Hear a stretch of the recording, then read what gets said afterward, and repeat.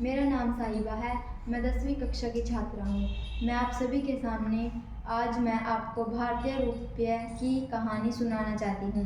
जैसे भारतीय रुपया सिर्फ एक मुद्रा नहीं बल्कि इतिहास और व्यापार की कहानी है। शेरशाह सूरी के चांदी के सिक्के से लेकर कोकोस किलिंग द्वीप समूह के नोट तक रुपया दुनिया के कोने कोने में पहुंचा। यह भारत की आर्थिक शक्ति और सांस्कृतिक प्रभाव का परिणाम है। 16वीं सदी में जब भारतीय बाजार में अलग अलग धातुओं, आकारों और मूल्यों के सिक्के चलते थे, शेरशाह सूरी ने एक साफ सुथरी और संगत व्यवस्था लागू की। उन्होंने केवल 2 धातुओं, चांदी और तांबे का इस्तेमाल किया और एक मानक चांदी का सिक्का चलाया। यह व्यवस्था इतनी कारगर साबित हुई कि मुगलों ने भी इसी को अपना लिया। बाद में मुगल बादशाह अकबर ने अपने शासनकाल के 47वें वर्ष में रुपया शब्द का इस्तेमाल करते हुए सिक्के ढाले। मुगल रुपया वैश्वीकरण से पहले ही वैश्विक हो गया था। यूरोपीय व्यापारिक कंपनियों, फ्रेंच कंपनी और ब्रिटिश ईस्ट इंडिया कंपनी सभी ने भारतीय व्यापारियों को लुभाने के लिए शैली में रुपये के सिक्के बनाए।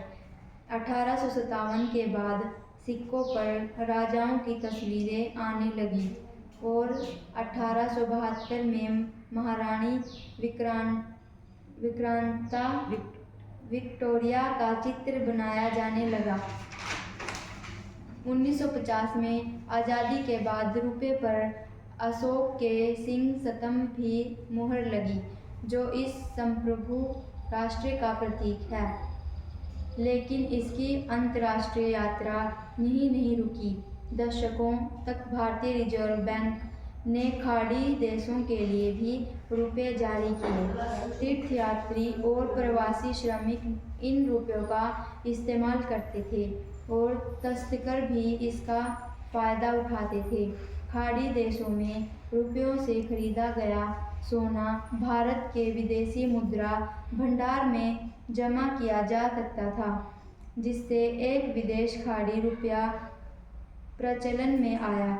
ओमान ने इस व्यवस्था को 1972 में ही बंद किया। इस प्रकार हमने देखा कि कैसे रुपये ने अपने यात्रा सोने और चांदी के रूप में शुरू की और जो भारत में आज भी सिक्कों और नोटों के माध्यम से चल रही है। अंततः हम कह सकते हैं कि भारतीय रुपया अपने आप में एक बहुत बड़ा इतिहास समेटे हुए है। धन्यवाद।